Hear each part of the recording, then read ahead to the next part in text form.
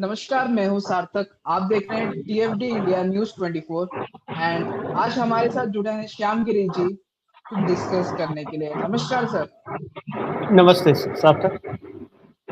जी sir. Sir, मेरा आपसे सबसे पहला क्वेश्चन है, अ,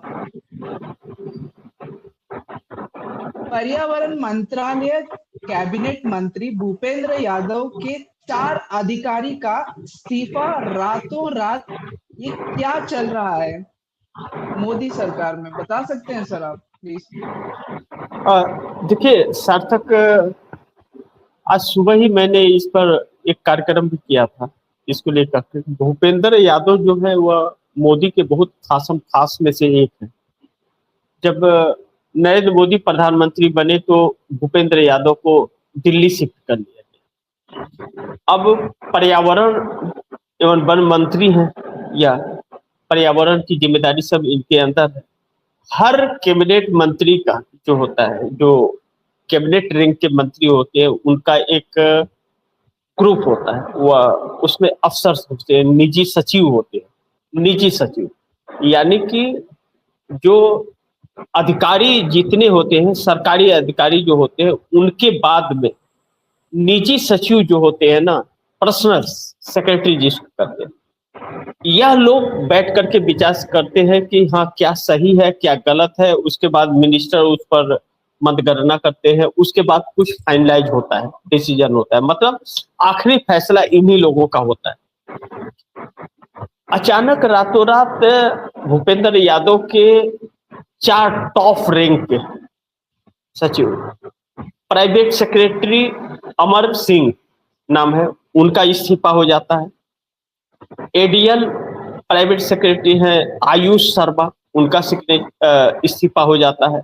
शैलेश सिंह सेक्रेटरी है सिद्धार्थ यादव। इन 4 लोगों का इस्तीफा हो गया। यह इस्तीफा पीएमओ से कहा गया, इस्तीफा लिया गया, पीएमओ से यह आदेश हुआ।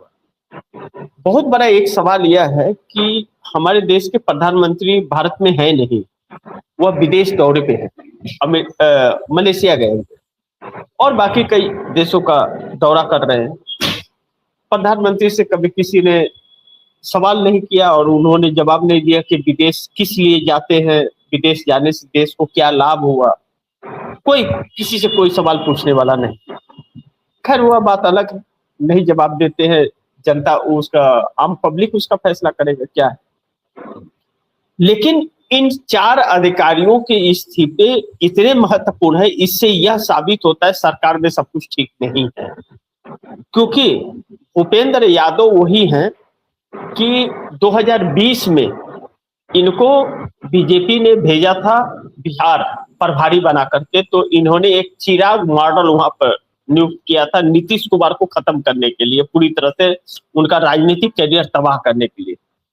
एनडीए में रहते हुए भी चिराग पासवान एनडीए के खिलाफ, नीतीश कुमार के खिलाफ लड़े थे। जहां जहां नीतीश थे वहां वह कैंडिडेट, तो वह नीतीश कुमार 40 to 43 सीटों पर आकर के सिमट गए।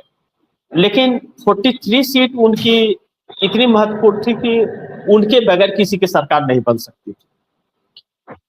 भूपेंद्र यादव ही टीएमसी की 20 सांसदों को इन्हीं के घर बैठक हुआ था तोड़ने के लिए।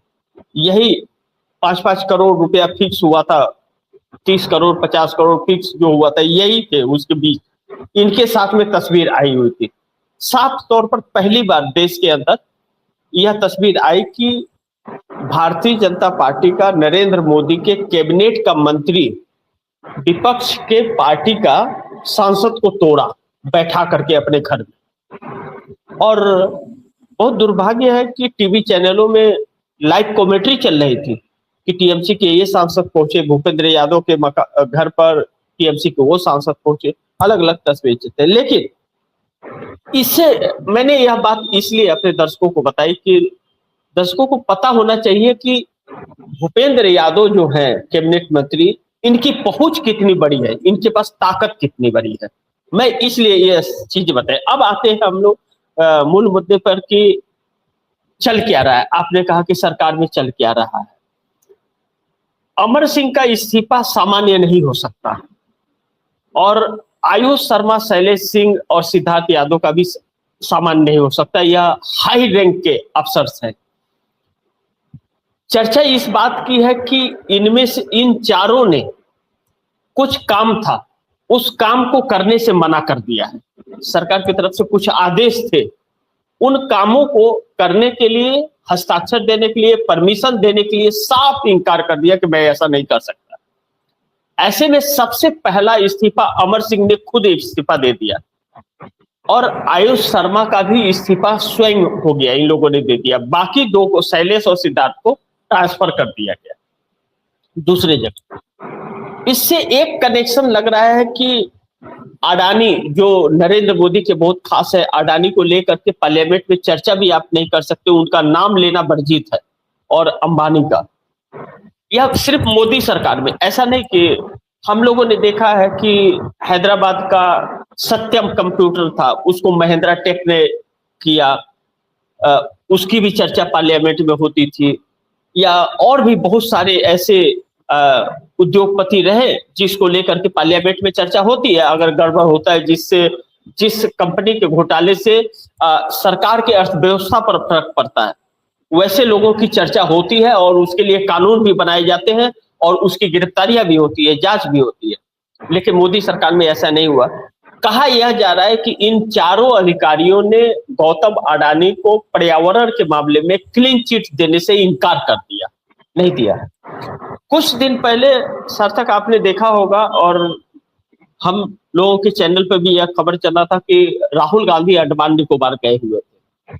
वहां जंगलों को काटने का परमिशन चाहिए अडानी को और यह परमिशन नहीं दिया गया।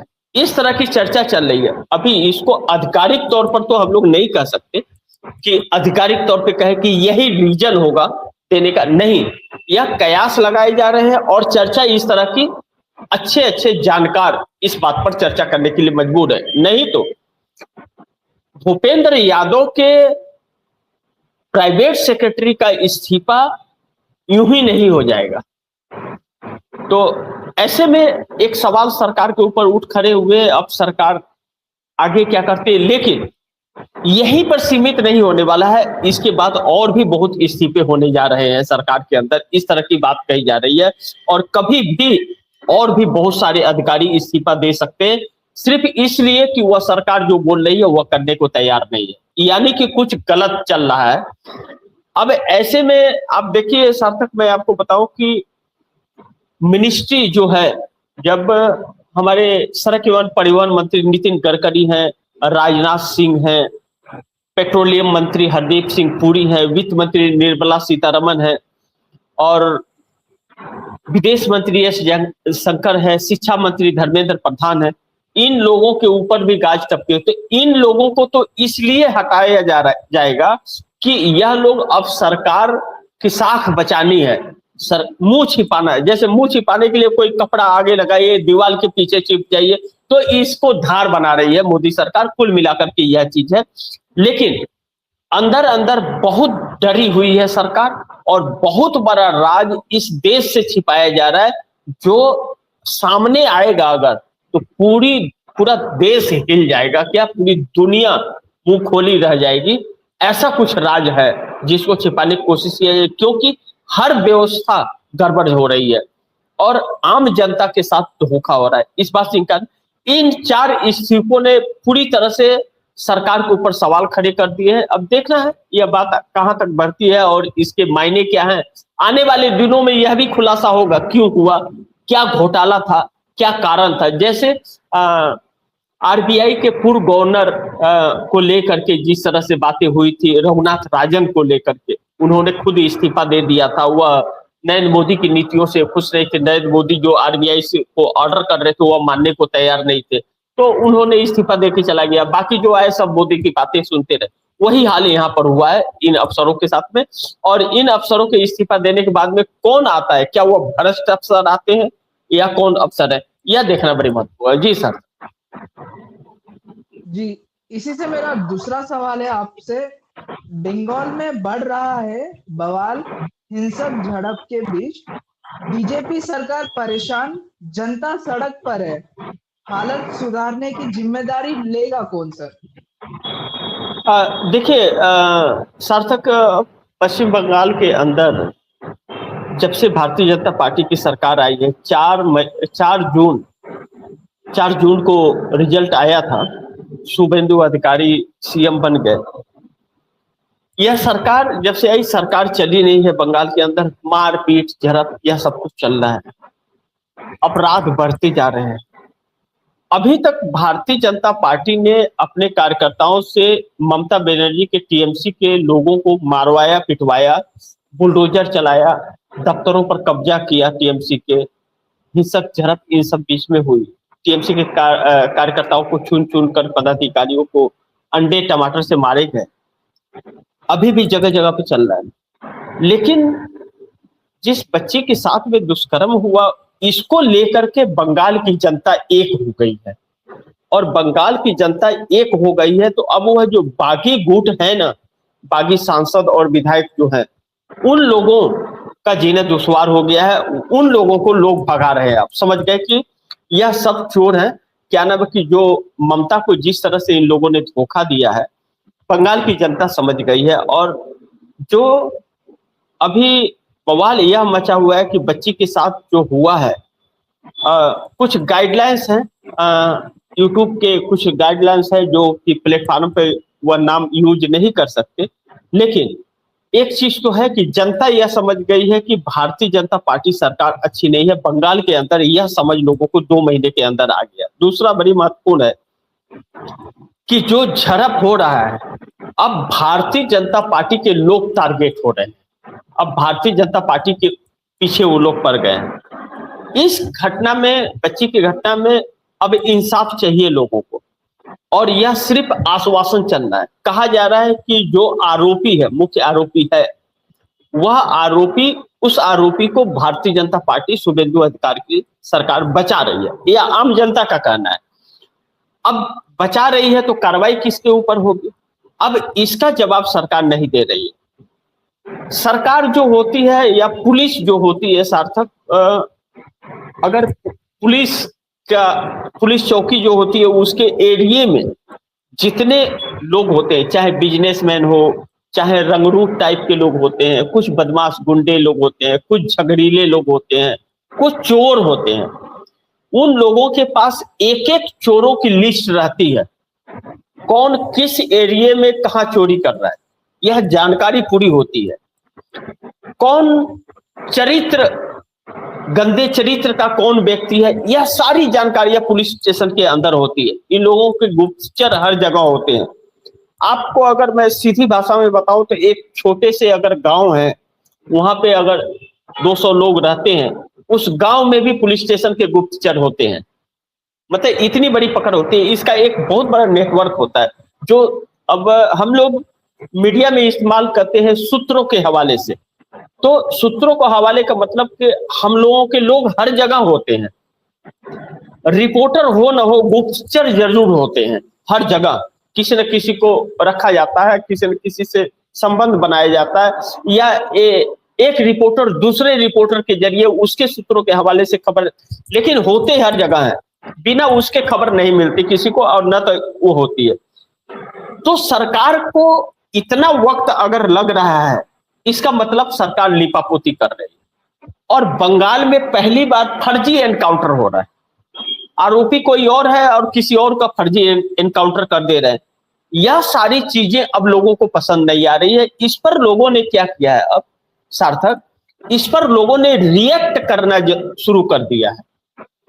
तो यह चीजें अभी तक भारतीय जनता पार्टी शासित राज्यों में, महाराष्ट्र, उत्तर प्रदेश, मध्य प्रदेश, यूपी, बिहार, इन सब जगहों पर, गुजरात, इन सब जगहों पर अभी तक हो रहा था जहां भाजपा की सरकार है। मैं एक उदाहरण अगर आपको दूं तो मैं विथ प्रूफ यह बात कह रहा हूं आपको कि हम लोगों के चैनल के पास में यह रिपोर्ट है कि जब कर्नाटक में भारतीय जनता पार्टी की सरकार थी, अभी कांग्रेस की सरकार है, इसके पहले भारतीय जनता पार्टी की सरकार थी, जेडीएस के देवी गौड़ा के साथ मिल करके सरकार बनी हुई थी। कुमार स्वामी उनके बेटे थे, मिनिस्टर बने थे। देवी गौड़ा के ही बेटे देवी गौड़ा के ही बेटे एक सेक्स स्कैंडल में ऐसे फंसे थे कि कई 100 महिलाओं की वीडियोस और फोटोस वहां पे मिले थे, और नरेंद्र मोदी हमारे देश के प्रधानमंत्री उनके लिए प्रचार कर रहे हैं। सोचिए कितना बड़ा दुर्भाग्य है। क्या प्रधानमंत्री को नहीं पता होगा कि यह व्यक्ति इस नेचर का व्यक्ति है? अगर प्रधानमंत्री को पता नहीं है तो वह व्यक्ति प्रधानमंत्री नहीं बनना चाहिए हमारे देश का। ऐसा हो ही नहीं सकता कि पता ना हो। इतना बड़ा 140 करोड़ का देश है, उसका प्रधानमंत्री, और उसको इतना पता नहीं है कि वह जिसके लिए कैंपिंग कर रहा है वह व्यक्ति किस नेचर का है। तो यह सब मिले जुले हैं। तो 40% पेसीएम का लगा, लेकिन गिरफ्तारी नहीं हुई थी। कर्नाटक में जैसे ही कांग्रेस की सरकार बनी तुरंत उनकी गिरफ्तारी हो गई और आज वह जेल में है, वह नहीं छूट सकते। उम्र कैद की सजा है, वैसे को फांसी होनी चाहिए, लेकिन उम्र कैद की सजा हुई, अभी उस पर वह चल रहा है। यही चीज उत्तर प्रदेश में देखने को मिला, यही चीज मणिपुर, जो आसाम 7 सिस्टर का एक बहुत मणिपुर खूबसूरत सा जगह है। मणिपुर हो गया, मेघालय हो गया, नागालैंड, अरुणाचल, यह छोटे छोटे राज्य हैं, बहुत छोटे छोटे राज्य हैं सार्थक, लेकिन यह छोटे छोटे राज्य इतने खूबसूरत है, कम आबादी वाला है, पहाड़ी क्षेत्र है। यहाँ के लोग लड़ाई झगड़े नहीं जानते कैसे होता है, एक दूसरे से नफरत कैसे करते हैं सार्थक यह नहीं जानते लोग, और इस पर गौर नहीं करते हैं। वह सब अपने में व्यस्त रहते हैं, लेकिन वहां पर भी यह चीजें होने लगी। मणिपुर, अब चुनाव का वक्त आ रहा है और मणिपुर में हिंसा आज तक नहीं रुकी, भारतीय जनता पार्टी की सरकार है। तो इन सभी चीजों को लेकर के अब बंगाल के अंदर भी यही चीजें होने लगी। यानी कि इससे यह प्रूफ होता है कि भारतीय जनता पार्टी की जहां जहां सरकार है सार्थक, वहां पर सब यह इन्हीं के लोग हैं, सब इन्हीं के लोग हैं करते। नहीं तो गिरफ्तार करें, गिरफ्तार करके सामने ले। फर्जी एनकाउंटर की जरूरत क्या है? आप सही व्यक्ति को एनकाउंटर कीजिए, सबके सामने एनकाउंटर कीजिए, पकड़ करके लटका करके चौराहे पे मारिए उसको सजा दीजिए कि 10 लोग देखें और वैसा काम करने से रूह कांप जाए उनकी। एक को सजा दे देंगे अगर 1000 के बीच में, तो उससे 10,000 लोग डर जाएंगे, वैसा काम नहीं करेंगे, उससे एक संदेश जाएगा। लेकिन आप फर्जी एनकाउंटर, जो आरोपी नहीं है उसको, उसके परिवार को आप खत्म कर दोगे, यह तो गलत बात है। तो अब भारतीय जनता पार्टी, तो लोग उसके खिलाफ में हो गए हैं और एक हिंसा झड़प हो गई है। यह शांत होता हुआ नजर नहीं आ रहा है। परेशानी इस बात की है, तो अब जनता सड़क पर इंसाफ मांग रही है इसको लेकर के। आप पार्टियों को तोड़ रहे हो, सांसदों को तोड़ रहे हो, विधायकों को तोड़ रहे हो, यह सारी चीजें आप कर रहे हो, लेकिन मुख्य जड़ जो है उस परेशानी को खत्म आप नहीं करना चाहते हो। यानी कि आपस में लोगों को गुमराह कर रहे हो, टकराव कर रहे हो, मारपीट करके, लोगों में फूट डाल करके आप सत्ता पर काबिज रहना चाहते हो, और जनता इससे क्या नाम है कि बिल्कुल पसंद नहीं कर रही है। और जनता 2 महीने के अंदर ही भारतीय जनता पार्टी के खिलाफ बंगाल में सड़कों को उतर गई। जी सर। जी सर, आज का मेरा आपसे आखिरी सवाल है, राम मंदिर में हुए लूट पर अलग अलग खुलासा हो रहा है, ठीक है, चंपत राय को क्लीन चिट मिल गया, जनता में गुस्सा भड़क रहा है, समाधान कौन निकालेगा इसका? नहीं, देखिए सार्थक, राम मंदिर का जो हुआ है, चंपत राय के जो इस्तीफे हुए, चंपत राय, गोपाल राव, अनिल मिश्रा, इन 3 लोगों के इस्तीफे हुए। चंपत राय ने एक खत लिखा है। खत किसको लिखा? और चंपत राय के हाथ में राम मंदिर का पूरा व्यवस्था था। पिछले कार्यक्रम में मैंने सार्थक आपने सवाल पूछा था तो मैंने जवाब दिया था कि 400 security guard, 400 personal security guard high level का राम मंदिर में लगाया गया था, उस जगह जहां पैसा काउंटिंग होता है, जहां बैंक के लोग वहां इन्वॉल्व होते हैं। 90% बैंक के लोग, SBI, state bank of India Ayodhya के लोग हैं उसमें, उस जगह पर, और 10% परिसर के लोग। लेकिन उसके अंदर 50% RSS के लोग हैं, भाजपा के लोग हैं, बैंक के कर्मचारी कम हैं। इन सभी के बीच चंपत राय को 400 सिक्योरिटी, 1 करोड़ रुपया महीने का उनको, मैं आधिकारिक खबरें बता रहा हूं, हम लोगों के टीवी इंडिया न्यूज़ 24 के पास में यह रिपोर्ट है, 1 करोड़ रुपया महीने का और 12 करोड़ रुपया साल का उनको सैलरी दिया जा रहा था राम मंदिर से। उसके बाद में 2 लेयर और सीआरपीएफ है, और उसके बाद में लोकल पुलिस है। इन सबके बीच में कैसे हजारों करोड़ रुपए राम मंदिर से कैसे चोरी हो गए, आभूषण कैसे चोरी हो गए, वहां से मूर्तियां कैसे चोरी हो गई। अब जब चंपत राय इस्तीफा हो गया है, इस्तीफा इनका मंजूर हो गया, गोपाल राव का इस्तीफा मंजूर हो गया, अनिल मिश्रा का इस्तीफा मंजूर हो गया, यह तीनों शख्स आरएसएस के हैं। खास बात यह है कि यह तीनों आरएसएस के हैं। राम मंदिर किसी की बपौती नहीं है, किसी एक का नहीं है, वह शंकराचार्य के अंडर में होना चाहिए। और राम जन्मभूमि से जो युगों से जो वहां पर सेवा करते आए हैं, उस परिवार का हिस्सा होता है वह। लेकिन वहां पर आरएसएस और भाजपा वालों ने साफ कर दी, अपने कब्जे में ले लिया। अब महत्वपूर्ण यह है कि चंपत राय ने इस्तीफा किसको दिया? क्या प्रधानमंत्री को इस्तीफा दिया?